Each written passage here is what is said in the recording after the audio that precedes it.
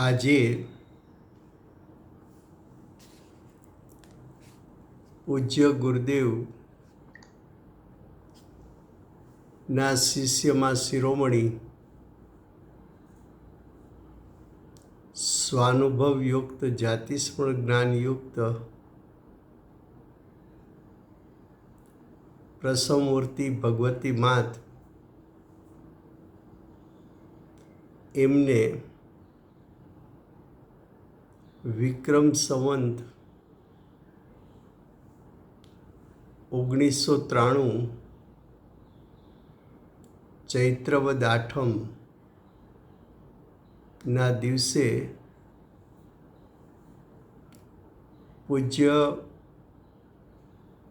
ગુરુદેવના ઉપકારને કારણે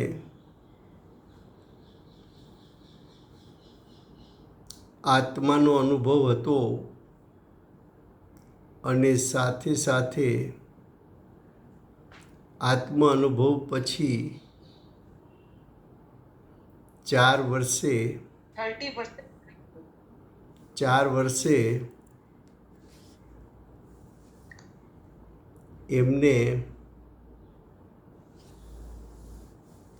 જાતિસ્મરણ જ્ઞાન એટલે પૂર્વભવ સંબંધીનું જ્ઞાન થયું. બેનશ્રીને સમ્યક દર્શન થયું 19મા વર્ષે, જાતિસ્મરણ જ્ઞાન થયું 23મા વર્ષે.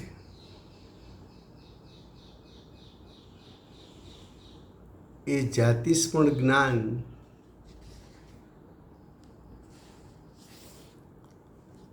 સંબંધી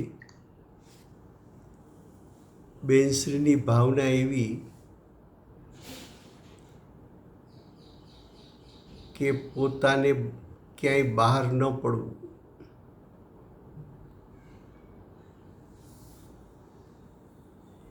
એવા બેનશ્રીને જે જાતિસ્મરણ જ્ઞાન થયું એની હસ્તલિખિત બધી પ્રતો કુટુંબીજનોએ સાચવી રાખેલી.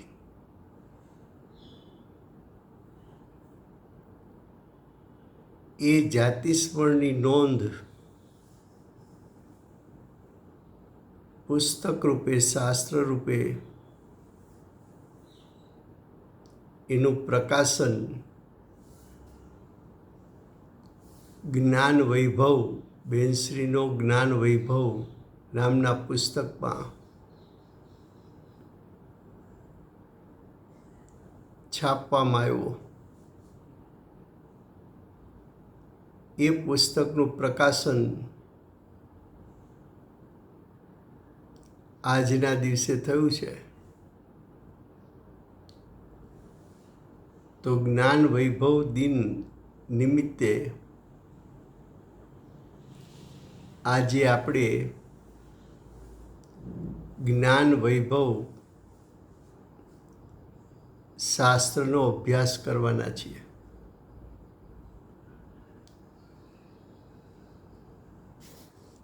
જ્ઞાન વૈભવ પેજ નંબર 30 પહેલા એક પેજ છે, એનો નંબર નથી આપવામાં આવ્યો, પેજ નંબર નથી.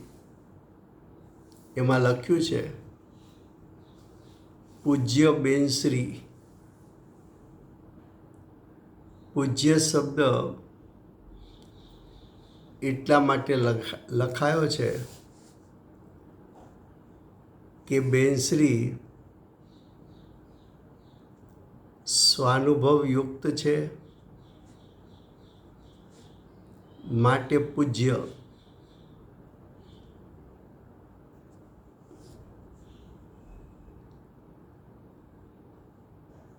પૂજ્યપણું સમ્યક દર્શન પ્રગટ થતા થાય છે. એ પૂજ્યપણું એટલા માટે કે એમને તો પોતાને તો આત્મ અનુભવ થયો, એનું નિમિત્ત પામીને બીજાને પણ અંતરંગ દશા સ્વાનુભવયુક્ત દશા પ્રગટી શકે. માટે સમ્યક દ્રષ્ટિઓ પૂજ્ય છે. તો કે છે પૂજ્ય બેનશ્રી. બેનશ્રી, શ્રી એટલે ભાવશ્રુત અને દ્રવ્યશ્રુત રૂપી એટલે કે જ્ઞાનરૂપી લક્ષ્મીના ધારક છે.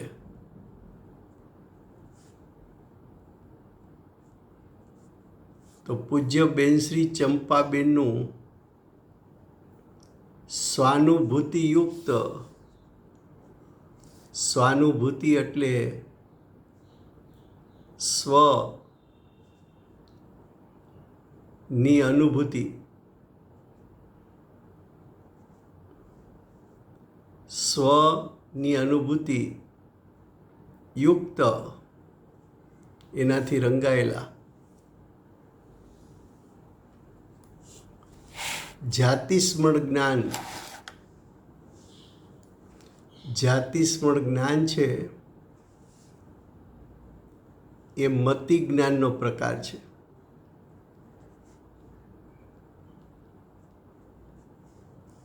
મતિ જ્ઞાનનો એક ભેદ છે જાતિસ્મરણ જ્ઞાન. જાતિસ્મરણ જ્ઞાન એટલે પૂર્વભવ સંબંધી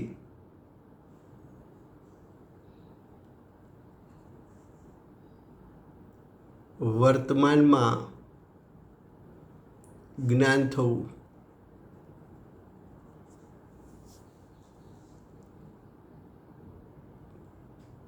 આજે બેનશ્રીને જાતિસ્મરણ જ્ઞાન થયું છે એની નોંધ નોટબુકમાં બેનશ્રીએ રાખી છે. તો એની નોટબુકમાંથી લખાયેલું છે, શ્રી સર્વજ્ઞને નમસ્કાર. શ્રીનો અર્થ છે કેવળ જ્ઞાનરૂપી લક્ષ્મી.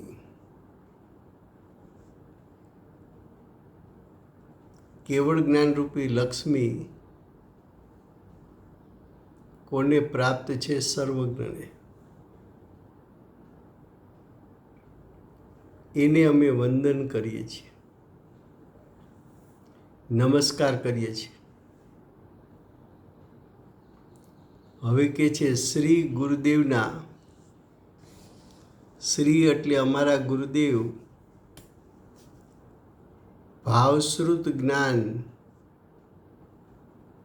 અને દ્રવ્યશ્રુત જ્ઞાન એના ધારક, એને શ્રી કહેવાય. શ્રી ગુરુદેવના મહાન ઉપકાર વડે, ગુરુદેવનો મહાન ઉપકાર શું છે?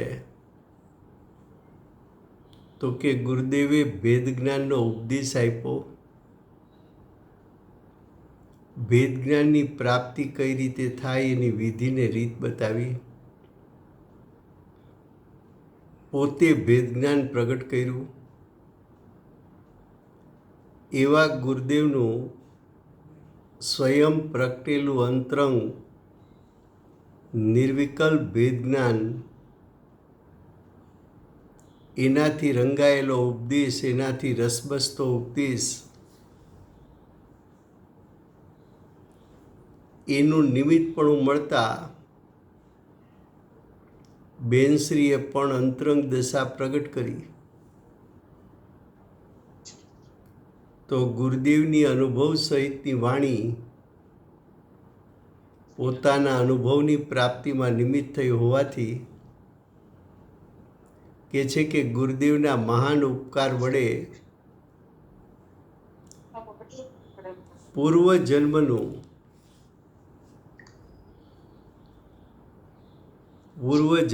એટલે All participants are muted and they can unmute themselves. આગલા ભવોનું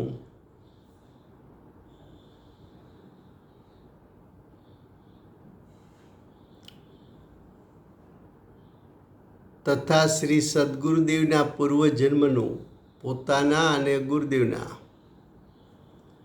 પૂર્વજન્મનું વગેરે વગેરે સહજ સ્મરણ સ્વાભાવિક રીતે આ પર્યાય પ્રગટ થઈ છે. સહજ, એમાં ક્યાંય કૃત્રિમતા નથી, એમાં ક્યાંય કલ્પના નથી. સહજ સ્મરણ ચૈત્રવદ આઠમથી શરૂ કરીને અમુક દિવસોમાં આવ્યું. બેનશ્રીને ચૈત્રવદ આઠમ વિક્રમ સંવંત 1993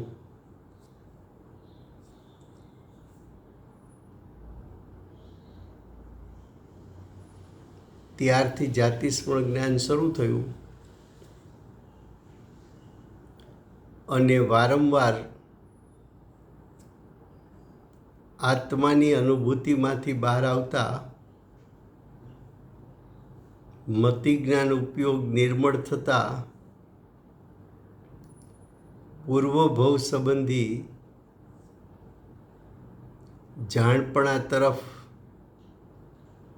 મતિ જ્ઞાન ઉપયોગ ચાલ્યો જતા પૂર્વભવ સંબંધીનું જ્ઞાન થયું. એવું જ્ઞાન વારંવાર થતું હતું.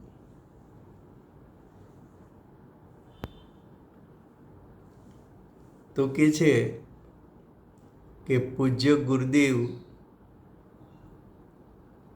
એના નિમિત્તે અમને આત્માની અનુભૂતિ પણ થઈ અને જાતિસ્મરણ જ્ઞાન થયું. એવા શ્રી સદગુરુદેવને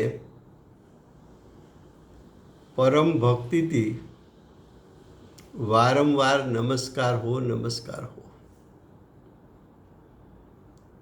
જે ગુરુએ સાદી અનંતકાળ સુખની પ્રાપ્તિ થાય એવો ઉપાય બતાવ્યો અને વિધિપૂર્વક એ ઉપાય પ્રગટ કર્યો,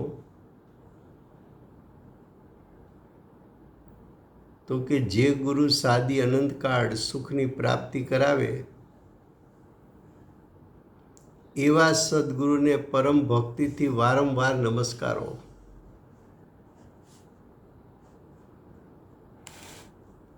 હવે કે છે આ સર્વ સદગુરુદેવનું જ છે.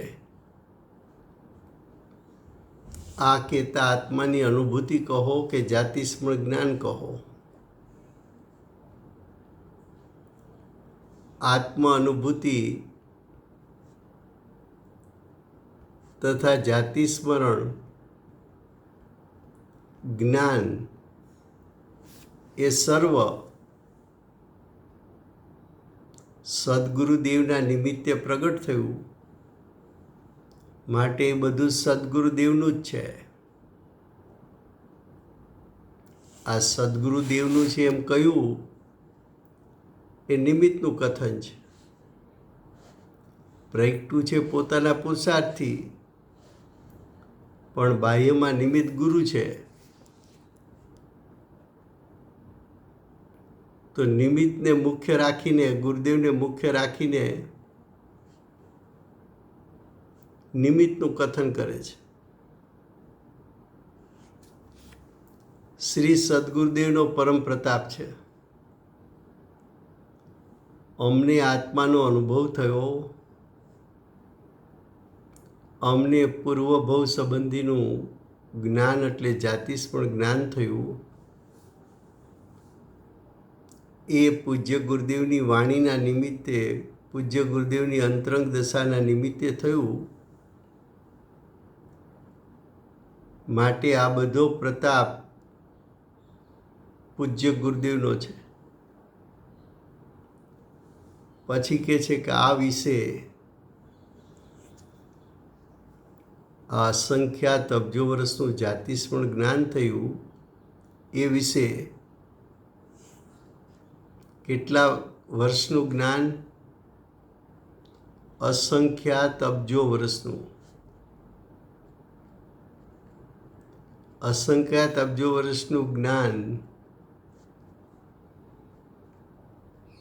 થયું એના વિશે અંદર રહેવાની ભાવના છે. એટલે કે બહાર પોતાને પડવું નથી.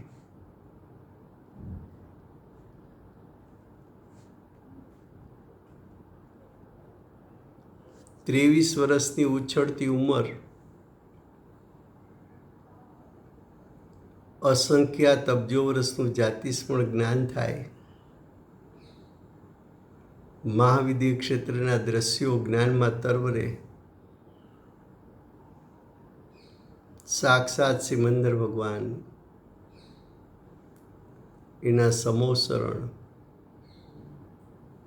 મહાવિદ્ય ક્ષેત્રોના કેવડી શ્રુત કેવડીઓ, ત્યાગીઓ, ત્યાંની વાણી કેવડી શ્રુત કેવડીની, કુંદકુંદાચાર્યદેવના મહોત્સવો, આવું જ્ઞાનમાં તરવરે. અને એવું તો અસંખ્યાત અબજો વર્ષનું જ્ઞાન.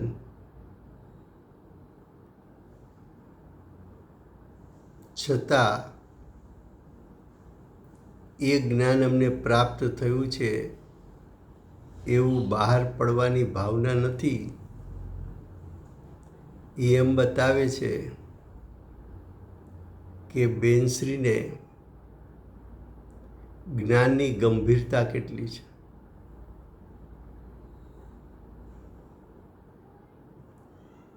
એના મુખ મુદ્રા ઉપર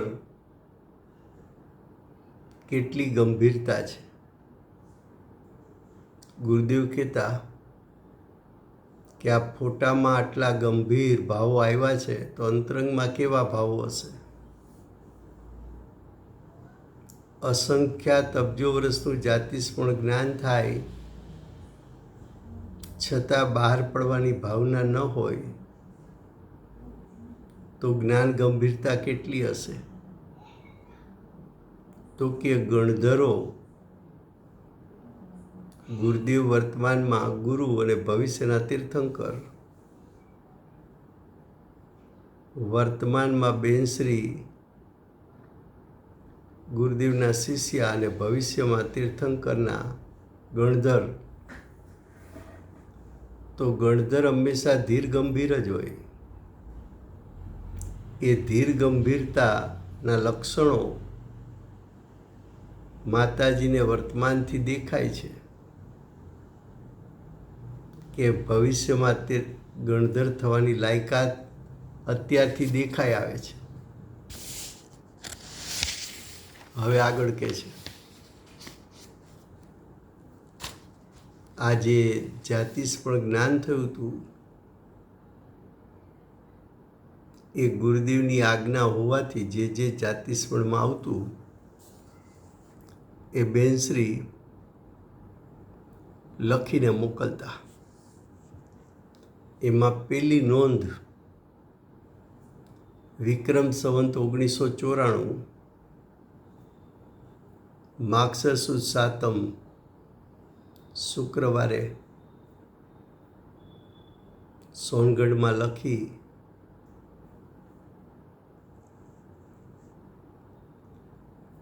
અને ગુરુદેવને મોકલી. સોનગઢમાં આગળ શ્રી કેમ લગાવ્યો છે?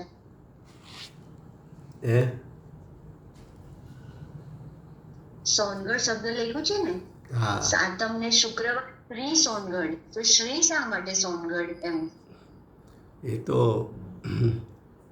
જ્ઞાનનો ભંડાર છે ને. એ ભૂમિ કેવી છે? સ્વાનુભવની.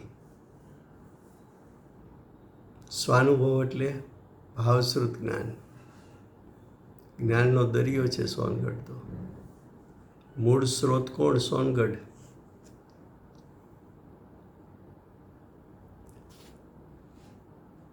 હવે કે છે કે આ બેનશ્રીએ પેલી નોંધ લખીને મોકલી.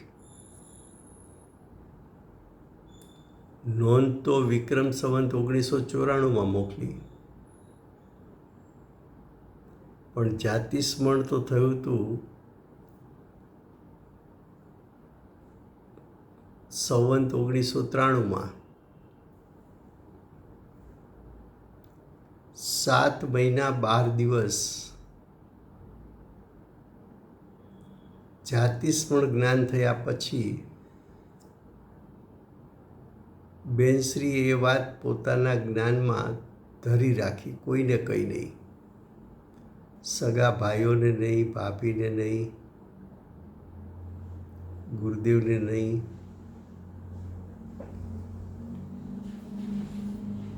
સાત મહિના 12 દિવસ ગુરુ પ્રત્યે પરમ ભક્તિ હોવાથી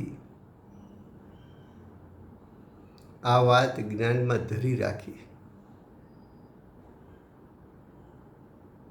અંદરમાં વિમાસણ ચાલતું હતું કે આ વાત ગુરુદેવને કહેવી જોઈએ કે ના કહેવી જોઈએ. કેવી શા માટે જોઈએ? તો કે ગુરુદેવના ઉપકારને કારણે જાતિસ્મરણ થયું છે, તો ગુરુદેવથી છુપાવી ન જોઈએ. નહીં કેવી જોઈએ કેમ? તો કે ગુરુદેવને ક્યાંય એમ તો નહીં થાય ને કે અમે અમારી અધિકતા બતાવવા માંગીએ છીએ, તો ગુરુ કરતાં તો અમે અધિક નથી. એવો ગુરુ પ્રત્યે ભક્તિનો ભાવ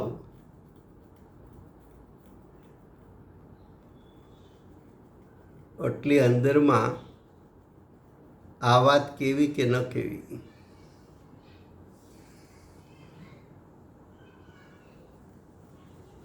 અંતે હિંમત રાખીને કહી લખીને મોકલી. અંદરમાંથી એમ થતું હતું કે ગુરુદેવના પ્રતાપને કારણે જાતિસ્મરણ થયું છે, તો જેમ આત્માનો અનુભવ થયો એ વાતની જાણ ગુરુદેવને કરી હતી, એમ જાતિસ્મરણ જ્ઞાન થયું એ વાત પણ ગુરુદેવને કરવી જોઈએ એવો ભાવ આવ્યો હશે. એટલે હિંમત કરીને 7 માસ 12 દિવસ પછી લખીને મોકલું.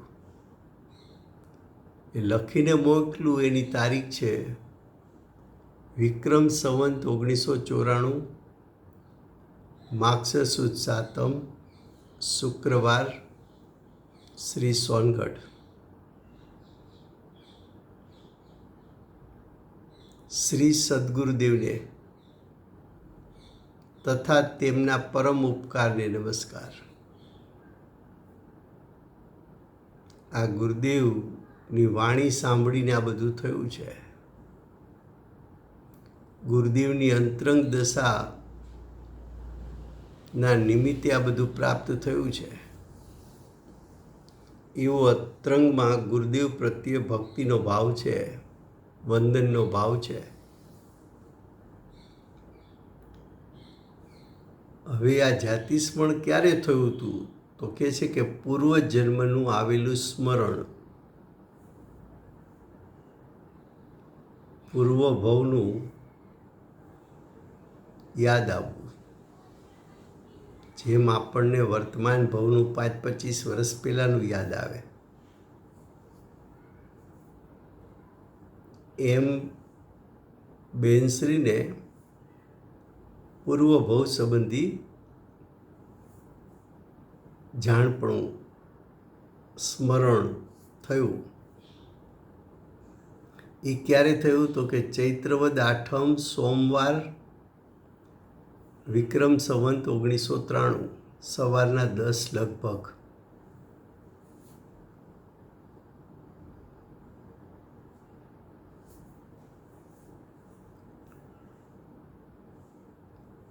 વિક્રમ સંવત 1970માં બેનશ્રીનો જન્મ છે. ને 93માં જાતિસ્મરણ થયું, એટલે 23 વર્ષ પછી. હવે કે છે આત્મસ્થિરતા વધતા આત્માની અનુભૂતિમાં સ્થિરતા વધી. પૂર્વ ભવે પણ બેનશ્રીને સમ્યક દર્શન હતું, ત્યાં પણ આત્મસ્થિરતા વારંવાર થતી, અને વર્તમાન કાળે પણ પૂજ્ય ગુરુદેવના પુરુષાર્થયુક્ત પ્રવચનો સાંભળી ઉપયોગ બહારથી પલટી અને સ્વભાવ સન્મુખ થતો, તો કે આત્મસ્થિરતા વધતા, જેમ આત્મસ્થિરતા વધતી જાય એમ બધા ગુણોની શુદ્ધતાની નિર્મળતા વધતી જાય. તો કે આત્મસ્થિરતા વધતા શ્રી કુંકુંદાચાર્ય દેવ અહીંથી મહાવિદ્ય ક્ષેત્રમાં ગયા છે, એમ સહજ જ્ઞાનની પર્યાય પરિણમતા તેની સાથે તે ક્ષેત્રમાં એટલે મહાવિદ્ય ક્ષેત્રમાં એટલે બેનશ્રીનો આત્મા પુરુષ દેહપણે ત્યાં એટલે મહાવિદ્ય ક્ષેત્રમાં બેઠો છે. શું કીધું?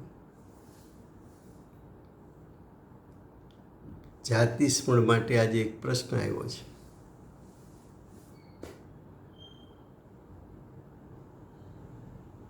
કે બેનશ્રી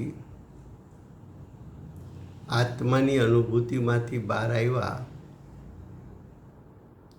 અને મતિ જ્ઞાન ઉપયોગ નિર્મળ થયો એટલે શું?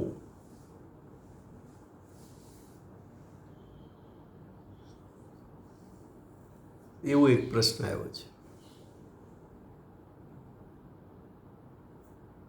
તો કે આત્માની અનુભૂતિ છે ત્યારે ઉત્પન્ન થયેલું જ્ઞાન એ ભાવશ્રુત જ્ઞાન છે. ભાવશ્રુત જ્ઞાનનો વિષય આત્માનો સ્વભાવ, આત્માનું સ્વરૂપ જાણવાનો છે. આત્માનો દ્રવ્ય સ્વભાવ, એના ગુણો, એની પર્યાયો, આખું આત્માનું સ્વરૂપ દ્રવ્ય ગુણ પર્યાય સહિત નિર્વિકલ્પ જ્ઞાનથી જાણવું એ ભાવશ્રુત જ્ઞાન છે. હવે નિર્વિકલ્પ દશા છૂટે એટલે ભાવશ્રુત જ્ઞાન છૂટી ગયું. પછી જ્ઞાન ઉપયોગ છે એ આત્માના સ્વરૂપને છોડીને બીજો વિષય બનાવે ત્યારે પેલા મતિ જ્ઞાન શરૂ થાય. અને મતિ જ્ઞાને જે જાણ્યું છે એને વિશેષપણે જાણવું એ શ્રુત જ્ઞાનનું કાર્ય છે. હવે આત્માની અનુભૂતિ ના જોરમાં જ્ઞાન નિર્મળ થયું, ત્યાંથી ઉપયોગ છૂટ્યો, અનુભૂતિનો ઉપયોગ છૂટ્યો, ઉપયોગ પલટાણો એટલે મતિ જ્ઞાન શરૂ થયું. મતિ જ્ઞાનમાં જાતિસ્મરણ જ્ઞાન એ મતિ જ્ઞાનનો એક પ્રકાર છે. એટલે આત્માની અનુભૂતિમાંથી બહાર આવ્યા અને જાતિસ્મરણ જ્ઞાન શરૂ થયું. એ જાતિસ્મરણ જ્ઞાન એટલું નિર્મળ હતું કે અસંખ્યાત અબજો વર્ષનું જાણી શકે. માટે એમ કીધું કે મતિ જ્ઞાન ઉપયોગ નિર્મળ થતા, એટલે કે જાતિસ્મરણ જ્ઞાનની નિર્મળતા પ્રગટ થતા એને મતિ જ્ઞાન ઉપયોગ શા માટે કીધો હતો? કે જાતિસ્મરણ જ્ઞાન મતિ જ્ઞાનનો પ્રકાર છે. એક એક શબ્દ શાંતિથી સમજવા તો જાતિસ્મરણ જ્ઞાનનો મહિમા વિશેષ આવે.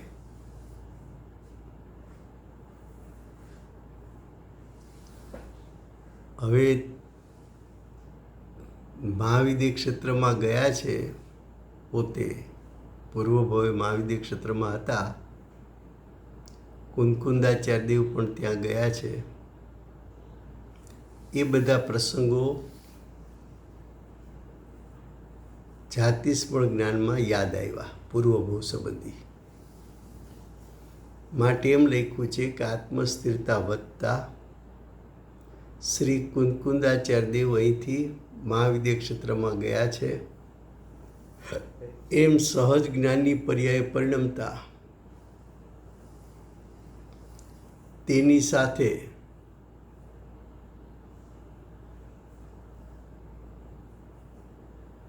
તે ક્ષેત્રમાં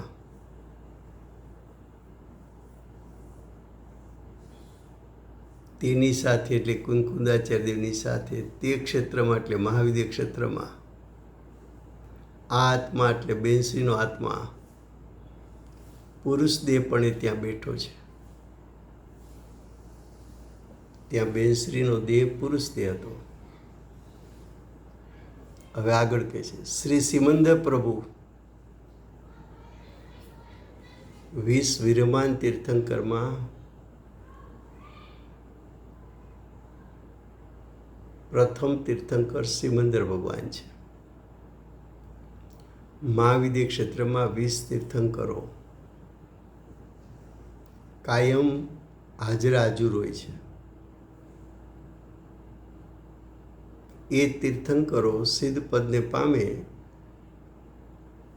એની સાથોસાથ બીજા 20 વિરમાન તીર્થંકરો ત્યાં થાય. કાયમ માટે મહાવિદ્ય ક્ષેત્રમાં તીર્થંકરો વિદ્યમાન છે. ત્યાં ચોથો કાળ છે. તો કે સિમંદર પ્રભુ ત્યાં એટલે મહાવિદ્ય ક્ષેત્રમાં બિરાજી રહ્યા હતા. સામે શ્રી કુંદકુંદાચાર્ય દેવ ઊભા છે. આ બધું જાતિસ્મરણમાં યાદ આવ્યું એ પ્રમાણે વર્ણન કર્યું. ભરત ક્ષેત્રના મહાસમર્થ આચાર્ય ચારણ રુદ્ધિ દ્વારા મહાવિદ્ય ક્ષેત્રમાં પ્રથમ તીર્થંકર સિમંદર ભગવાન એના સમાવસરણમાં જઈ વૈરાગવંત મુદ્રા સાથે સિમંદર ભગવાનની સામે 2 હાથ જોડી વંદન કરતા ઊભા રહ્યા. આ દ્રશ્ય બેનશ્રીને જાતિસ્મરણમાં યાદ આવ્યું. એના ઉપરથી સોનગઢનું પ્રથમ સમવસરણની રચના થઈ.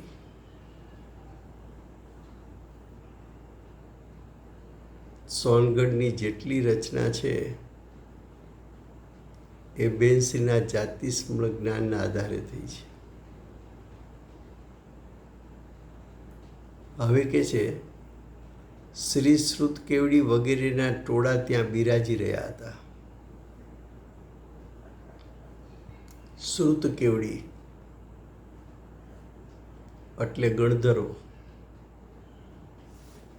સિમંદર ભગવાન તીર્થંકર અને એમના ગણધરો કેટલા ટોળામાં બિરાજી રહ્યા હતા. આ માતાજીએ લખ્યું છે. પણ 2000 વર્ષ પહેલા ભગવત કુંદકુંદાચાર્ય દેવે 64 પાહુરની રચના કરી, 84 પાહુરની રચના કરી. એમાં સમયસાર આદિ પરમાગમો પણ છે. એ પરમાગમો વાંચો તો આ વાત કુંકુંદાચાર્ય દેવ પણ લખીને ગયા છે. કઈ રીતે? સમયસારની પેલી ગાથા કુંકુંદાચાર્ય દેવ કહે છે કે શ્રુત કેવડીએ કહેલું સમય પ્રાભૃતને હું કહીશ. કોને કહેલું? શ્રુત કેવડીએ. તો કુંકુંદાચાર્ય દેવ તો મહાવીર ભગવાન પછી 500 વર્ષે થયા. ત્યારે તો કોઈ ગણધરો હતા નહીં. તો કુંકુંદાચાર્ય દેવ કયા ગણધરો ની વાત કરે છે? તો કે પોતે મહાવિદ્ય ક્ષેત્રમાં ગયા હતા, ત્યાં ગણધરોના ટોળા હતા, એમ માતાજી જાતિસ્મરણમાં લખે છે. તો મહાવિદ્ય ક્ષેત્રમાં કેવડી શ્રુત કેવડી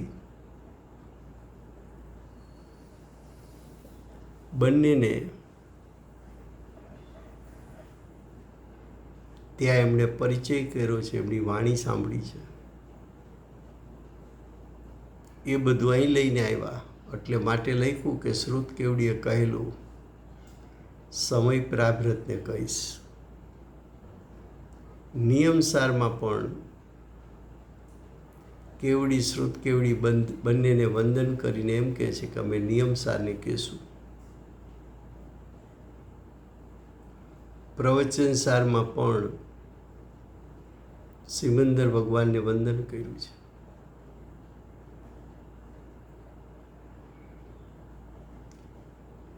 તો માતાજીએ અહીં શ્રુત કેવડીની વાત લખી એ કુંકુંદાચાર્યના શાસ્ત્ર સાથે મેળવો તો ત્યાં મળે છે વાત બધી. હવે આગળ કહે છે એ બે વાત મેળવીએ એટલે એનાથી એ સિદ્ધ થાય છે કે બેનશ્રીનું જાતિસ્મરણ યથાર્થ છે અને ભગવત કુંકુંદાચાર્ય દેવ મહાવિદ્ય ક્ષેત્રમાં ગયા હતા એ વાત પણ યથાર્થ છે. બે વાત સિદ્ધ થાય છે. હવે આગળ કહે છે શ્રી કુંકુંદાચાર્ય તદ્દન વસ્ત્ર રહિત દિગંબરપણે હતા. કુંકુંદાચાર્ય દેવ કેવા હતા? દિગંબર મુનિ, વસ્ત્ર રહિત. મહાવિદ્ય ક્ષેત્રમાં ગયા વસ્ત્ર રહિત. એનો અર્થ એમ છે કે દિગંબર આમનાય એ જ શુદ્ધ અને યથાર્થ આમનાય છે. પૂજ્ય ગુરુદેવે પરિવર્તન કાળે એમ કહ્યું કે કુંકુંદાચાર્ય દેવ પ્રરૂપિત મુનિમાર્ગ એ જ યથાર્થ મુનિમાર્ગ છે. અમે એ માર્ગને પ્રવર્તાવશું. તો કુંકુંદાચાર્ય દેવ તદ્દન વસ્ત્ર રહિત દિગંબરપણે હતા. મોટા યોગીશ્વર જેવો તેમના દેહનો દેખાવ હતો. માતાજીએ અહીંયા મોટા યોગીશ્વર કયા અને સિમંદર ભગવાનની સભામાં પધાર્યા કુંકુંદાચાર્ય દેવ. ત્યારે ચક્રવર્તીને પ્રશ્ન ઉઠ્યો કે આયલાચાર્ય કોણ છે? ત્યારે સિમંદર ભગવાને એમ કહ્યું કે આ તો ભરત ક્ષેત્રના મહાસમર્થ આચાર્ય છે. ભગવાને મહાસમર્થ આચાર્ય કીધા. બેનશ્રીએ યોગીશ્વર જેવો દેખાવ કયો. હવે કે છે એમના રૂવાડે રૂવાડે, એમના એટલે કુંકુંદાચાર્ય દેવના રૂવાડે રૂવાડે એટલે પ્રદેશે પ્રદેશે આત્માના.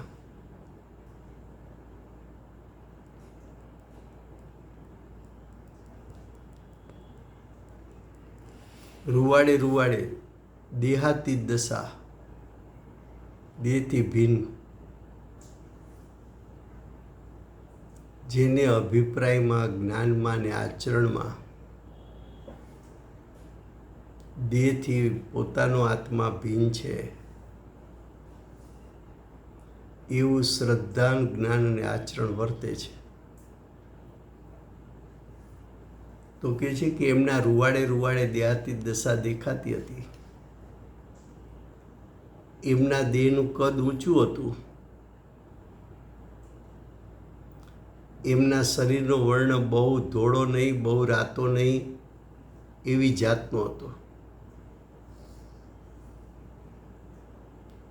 આ કુંકુંદાચાર્ય દેવ એનું બાહ્ય સ્વરૂપ જેવું જ્ઞાનમાં આવ્યું બેનશ્રીના, એ જ્ઞાનને જોઈને કુંકુંદાચાર્ય દેવનું ચિત્રપટ બેનશ્રીએ ચિત્રકારને સામે રાખીને બનાવડાવ્યું. તો કે છે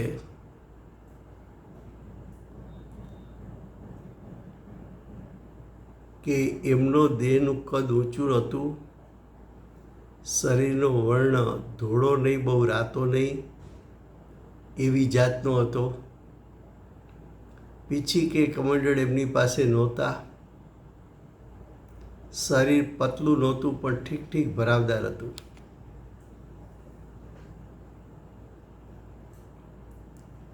હવે કે છે શ્રી તીર્થંકર સિમંદર પ્રભુના શરીરમાં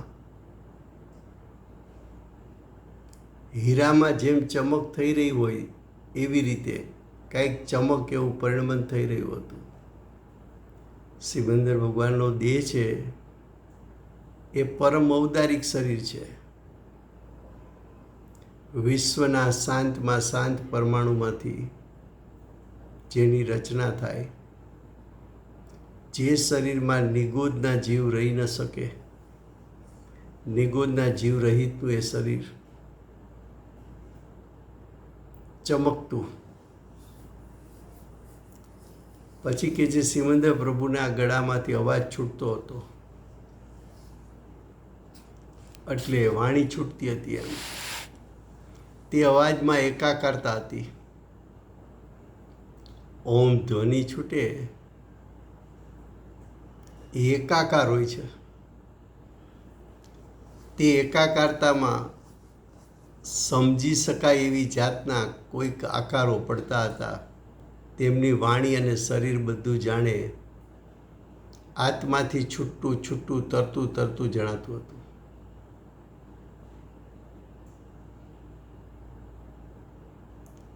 હવે જુઓ એ જ પેજ ઉપર એના પછીનો પેરેગ્રાફ. પ્રભુ આગળ ત્યાં અધ્ધર બેસવાનું હતું. ત્યાં વાજાના ધમકાર પડી રહ્યા હોય એમ સ્મરણ આવે છે. સિમંદર પ્રભુનો દેહ જાણે ઘણો મોટો હોય એમ યાદ આવે છે. ઘણો મોટો એટલે 500 ધનુષનો દેહ હતો. કેવડો હતો? 500 ધનુષ.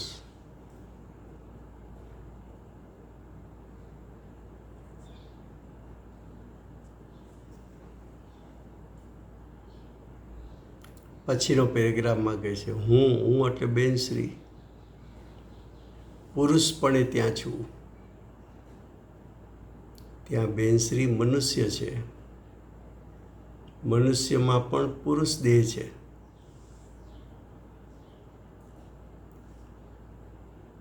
મનુષ્ય પર્યાય અને એમાં પુરુષ પર્યાય. પછી કે છે આ ભવ પહેલાંનો, આ ભવ એટલે વર્તમાન ભવ બેનશ્રી તરીકે, એ ભવ પહેલાંનો તે પુરુષનો એટલે મહાવિદ્ય ક્ષેત્રમાં જે પુરુષ છે તે પુરુષનો સીધો ભવ છે. એનો અર્થ એમ થયો કે મહાવિદ્ય ક્ષેત્રમાં પુરુષ દેહ છૂટ્યો અને બેનશ્રીનો જીવ અહીંયા આવીને સ્ત્રી દેહમાં જન્મ લીધો, આપણે વઢવાણમાં, તો કે પુરુષનો સીધો ભવ છે. એમ જ્ઞાનમાં એટલે જાતિસ્મરણ જ્ઞાનમાં સ્મરણરૂપ એટલે પૂર્વ ભવનું સ્મરણ.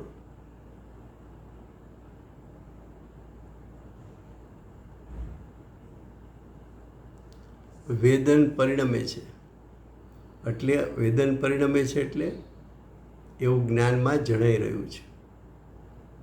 હવે કે છે ત્યાંની એટલે મહાવિદ્ય ક્ષેત્રની દેહ મુદ્રામાં વૈરાગ દેખાય છે. બેનશ્રી પૂર્વ ભવે કેવા હતા? તો કે વૈરાગવંત પુરુષ દેહ. એ જે ત્યાં વૈરાગ ઘૂટેલો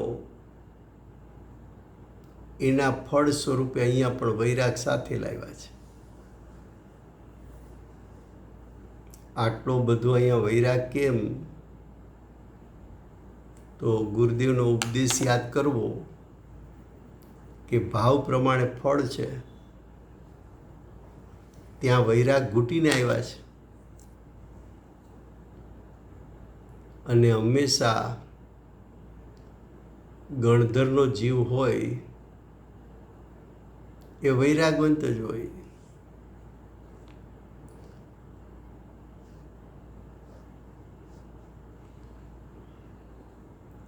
તીર્થંકરનો જીવ હોય એ મુનિ દીક્ષા લે ત્યાર પહેલાં જાતિસ્મરણ જ્ઞાન પ્રગટે, અને એ જાતિસ્મરણ જ્ઞાનના નિમિત્તે એને વૈરાગ વધુ દ્રઢ થાય, વૈરાગ વિશેષ પ્રગટે. તો બેનશ્રીએ પૂર્વભવમાં વૈરાગ ઘૂંટ્યો છે.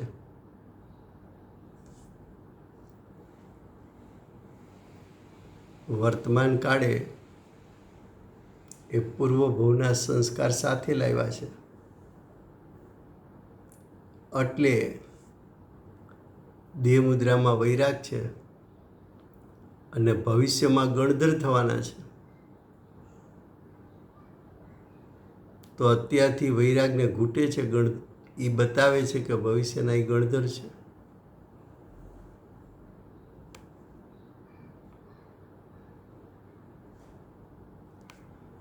હવે કે છે સ્થિરતા દેખાય છે. સ્થિરતા દેખાય છે એટલે આત્મસ્થિરતા.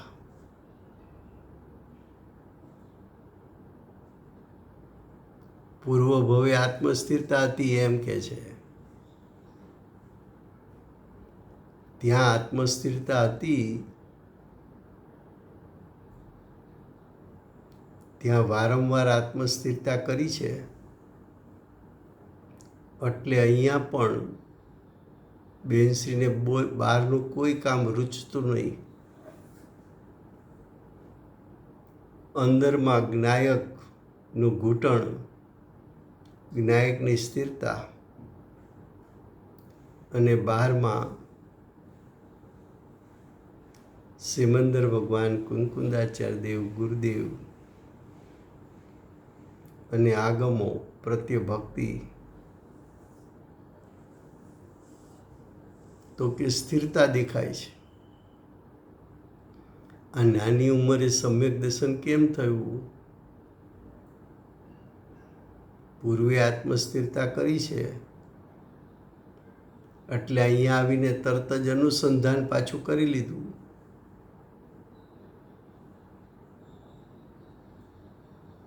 આપણે બોલીએ છીએ કે સાધી આરાધન દોર.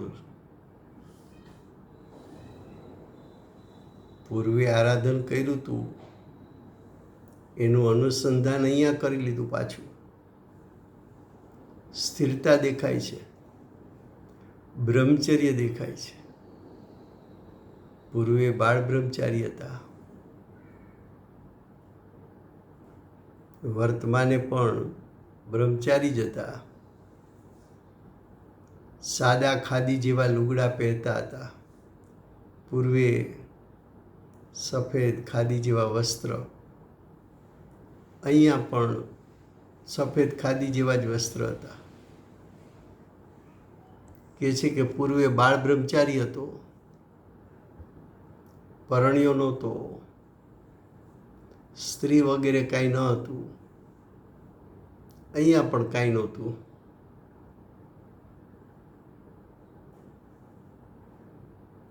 એમ સ્મરણરૂપ એટલે પૂર્વભવ સંબંધીની યાદ.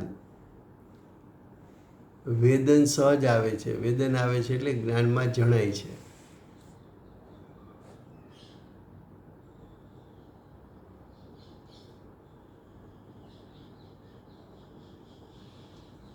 હવે કહે છે, હું ઘણી વાર પ્રભુ પાસે ઉપદેશ સાંભળવા આવતો હતો. પ્રભુ એટલે સિમંદર ભગવાન.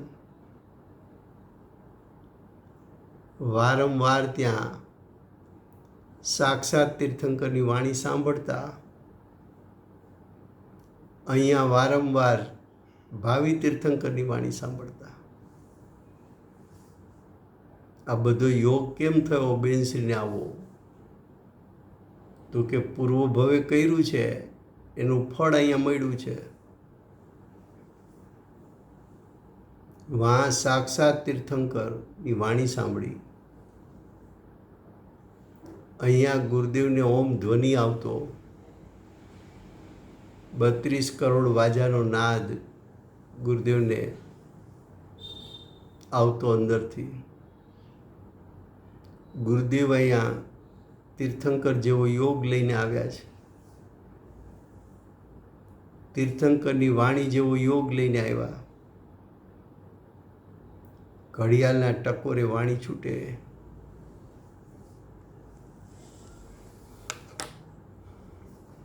તો ત્યાં ભગવાનની 3 પોર વાણી સાંભળવા મળતી.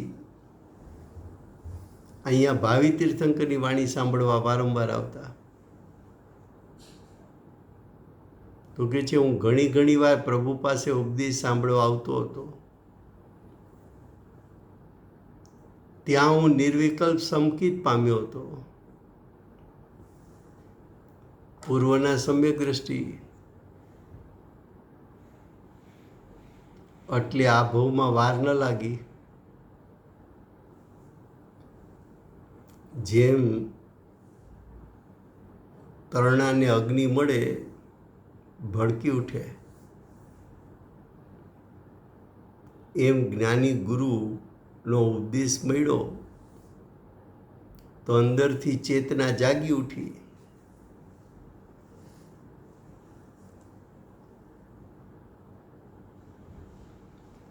ત્યાં હું નિર્વિકલ્પ સંકિત પામ્યો હતો.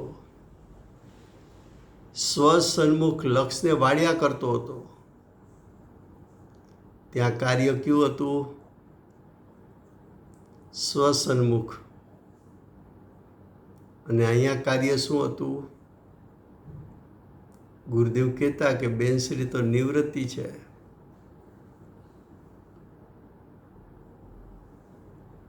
નિવૃત્તિ છે એટલે 12માં નિવૃત્તિ, 100માં પ્રવૃત્તિ. એમ યાદ આવે છે.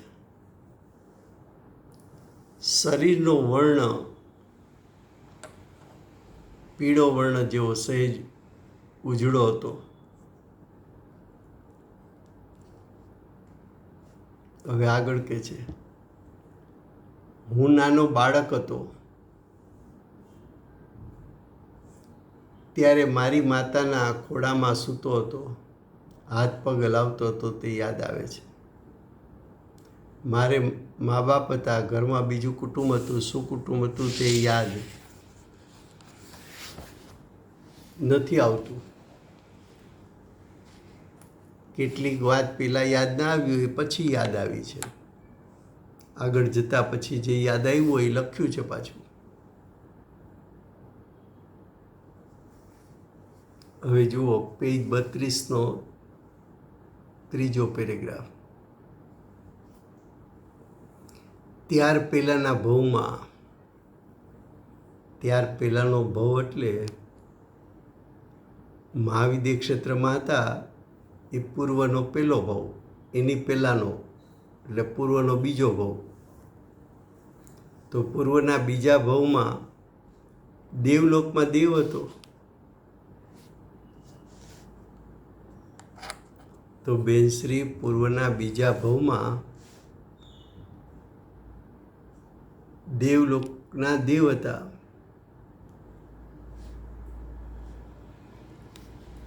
તે દેવલોકમાં મોટા દરવાજા જેવું યાદ આવે છે. ત્રીજા દેવલોકનો હું દેવ છું. ત્રીજો દેવલોક એટલે વૈમાનિક દેવ. એમ જ્ઞાન પર્યાય સહજ પરિણમીને સ્મરણ આવે છે. હવે કે છે ત્યાંથી ચવીને એટલે ત્રીજા દેવલોકમાંથી દેહ પરિવર્તન કર્યું ને સીધો જન્મ ક્યાં થયો? તો કે મહાવિદ્ય ક્ષેત્રમાં જન્મ થયો છે એમ યાદ આવે છે. તે મહાવિદ્ય ક્ષેત્રમાં હું ઘણા ટાઈમથી હતો. ત્યાંના આયુષ તો લાંબા છે. તો કે છે મહાવિદ્ય ક્ષેત્રમાં હું ઘણા ટાઈમથી હતો એમ યાદ આવે છે. દેવલોકનું એથી વિશેષ યાદ આવતું નથી. હવે કે છે ભરત, એરાવત, પર્વત આદિ લોકનું સ્વરૂપ મેં શ્રી તીર્થંકર આદિ પાસે સાંભળ્યું છે તેમ યાદ આવે છે. આ ભરત ક્ષેત્ર, ઐરાવત ક્ષેત્ર, એના પહાડો, લોકનું સ્વરૂપ તીર્થંકર આદિ એટલે કેવડી, શ્રુત કેવડી વગેરે પાસેથી સાંભળ્યું છે તેમ યાદ આવે છે. સાંભળ્યું ત્યારે પુરુષ દેહ પણ એ સાંભળ્યું છે ત્યારે પુરુષ દેહ હતો. આવી જાતનું સાંભળ્યું છે. હવે પછીના પેરેગ્રાફમાં કહે છે અહીં બિરાજે છે તે પરમ કૃપાળુ ગુરુદેવ કાન ગુરુ મહારાજ. ત્યાં મહાવિદ્ય ક્ષેત્રમાં રાજકુમાર પણ હતા. હવે ગુરુદેવનું યાદ આવ્યું.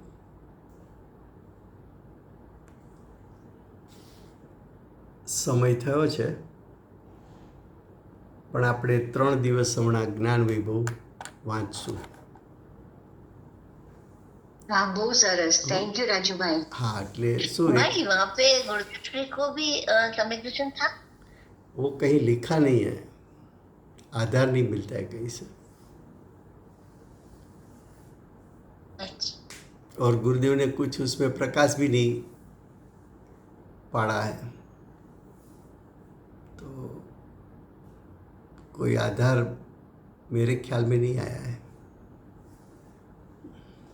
आशा मुझे बोले कि होगा ही उनको सम्यक दर्शन हृदय में. किसने बोला? आशा मुझे. अच्छा, गुरुदेव को पूर्व भव में था ऐसा. हाँ. हाँ तो वो तो माता जी के पास सुना होगा तो वो सही होगा. हाँ. हाँ और वहाँ उनकी 3 रानियाँ थी. हाँ वो सब दूसरा तो सब कुछ इसमें लिखा है 34 में कि पूर्व भव में गुरुदेव क्या थे. वो बात आएगी आगे कल.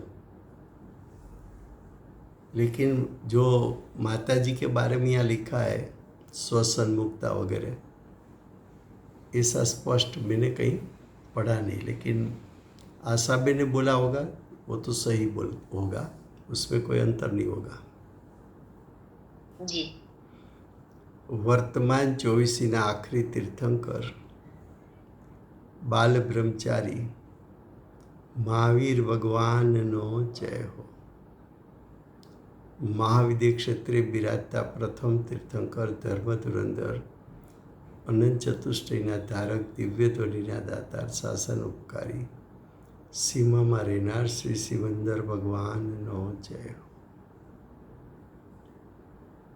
કડીકાળ સર્વજ્ઞ કેવળ જ્ઞાની તળેટીમાં બેઠેલા મા સમર્થ આચાર્ય ભગવત શ્રી કુંકુંદાચાર્ય દેવનો જય હો. વર્તમાન કાળે સમ્યક દર્શનનો ઉપદેશ આપનાર તીર્થના નાયક, તીર્થના સ્થાપક, તીર્થના પ્રવર્તક પરમ કૃપાળુ શ્રી સદગુરુદેવનો જય. પૂજ્ય ગુરુદેવના શિષ્યમાં શિરોમણી, સ્વાનુભવયુક્ત, જાતિસ્મરણ જ્ઞાનયુક્ત પ્રસવમૂર્તિ ભગવતી માતનો જય. સમ્યક દર્શનની પ્રાપ્તિમાં નિમિત્તરૂપ સર્વ જીરવાણી માતનો જય.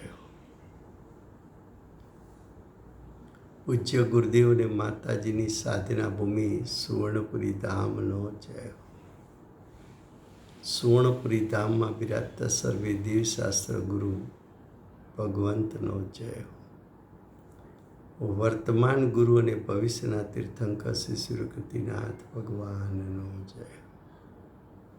શ્રી સૂર્યકૃતિનાથ ભગવાનના સમવસરણના મુખ્ય ગણધર દેવેન્દ્ર કીર્તિનાથ ભગવાનનો જય. પરમ દિગંબર જૈન ધર્મનો જય.